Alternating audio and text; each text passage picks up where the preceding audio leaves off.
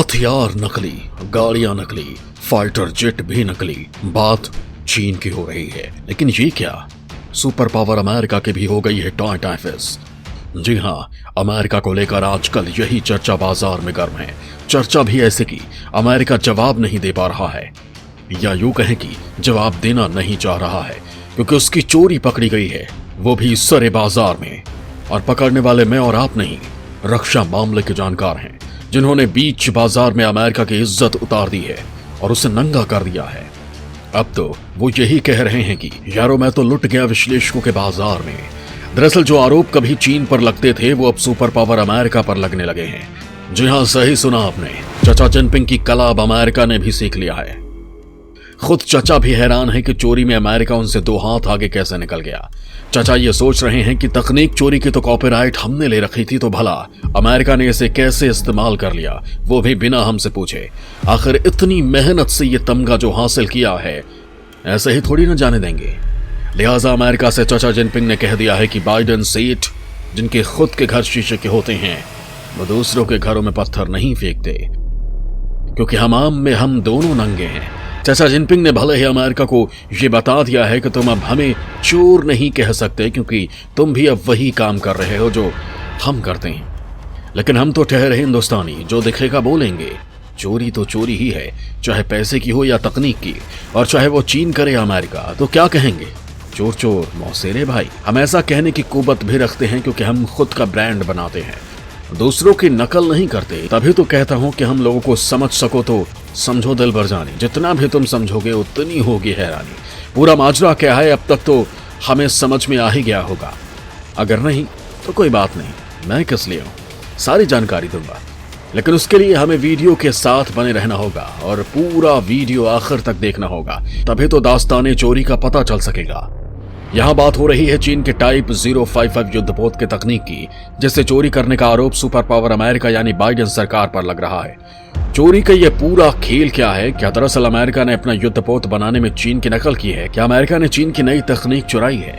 आखिर क्यों अमेरिका को चीन के युद्धपोत की नकल करने की जरूरत पड़ गई? क्या अमेरिका के पास ऐसी उन्नत तकनीक नहीं है? ये सब बताऊंगा, लेकिन पहले ये बता दो कि जिस युद्धपोत की तकनीक चुराने की बात हो रही है, उसकी खासियत क्या है। दोस्तों, दूसरों की नकल करके खुद को शक्तिशाली कहने वाले चीन में कितना दमखम है, हम भारतवासी अच्छे से जानते हैं, लेकिन यहाँ बात चीन के युद्धपोत की हो रही है, तो पहले वो बता देता हूँ। चीन ने दुनिया का सबसे शक्तिशाली युद्धपोत कहे जाने वाले टाइप 055 गाइडेड मिसाइल डिस्ट्रॉयर को अपनी नौसेना में शामिल कर लिया है। इस युद्धपोत को लेकर पूरी दुनिया में खूब चर्चा हो रही है।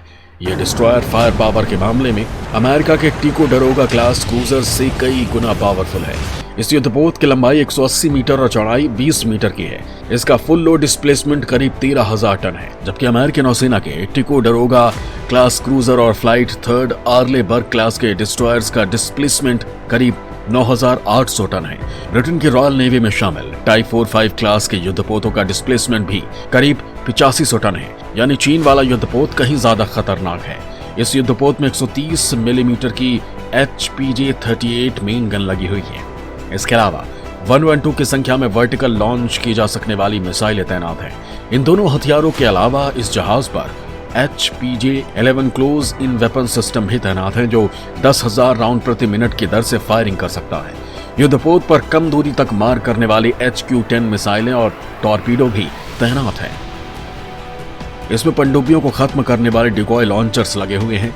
दोस्तों, चीनी नौसेना में टाइप 055 क्लास के 8 डिस्ट्रॉयर शामिल हो चुके हैं, और बड़ी बात यह है कि चीन के बेड़े में 360 से ज्यादा बैटल फोर्स शिप शामिल हो चुकी है, जो अमेरिका से भी ज्यादा है। और दोस्तों, यहीं से अमेरिका पिछड़ चुका है।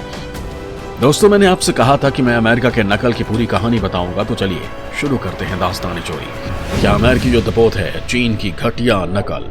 आखिर अमेरिका ने क्यों चुराई चीन की डिजाइन? दरअसल दोस्तों, हाल ही में अमेरिकी नौसेना के लिए भविष्य में बनाई जाने वाली एक नई युद्धपोत की डिजाइन को जारी किया गया, जिसके बाद कई विशेषज्ञों ने इसे चीन के टाइप 055 गाइडेड मिसाइल डिस्ट्रॉयर की कॉपी करार दिया। अमेरिकी नेवल कॉन्फ्रेंस के दौरान दावा किया गया कि यह डिस्ट्रॉयर अब तक के सबसे उन्नत हथियारों, कम्युनिकेशन सिस्टम और रडार से लैस होगा। अमेरिकी नौसेना लंबे समय से अपने पुराने अर्लेबर्ग श्रेणी की डिस्ट्रॉयर्स को बदलने की मांग कर रही है, जिनकी जगह लेने के लिए CG प्रोग्राम को शुरू किया गया था। लेकिन कुछ कारणों से इसे साल 2010 में बंद कर दिया गया था।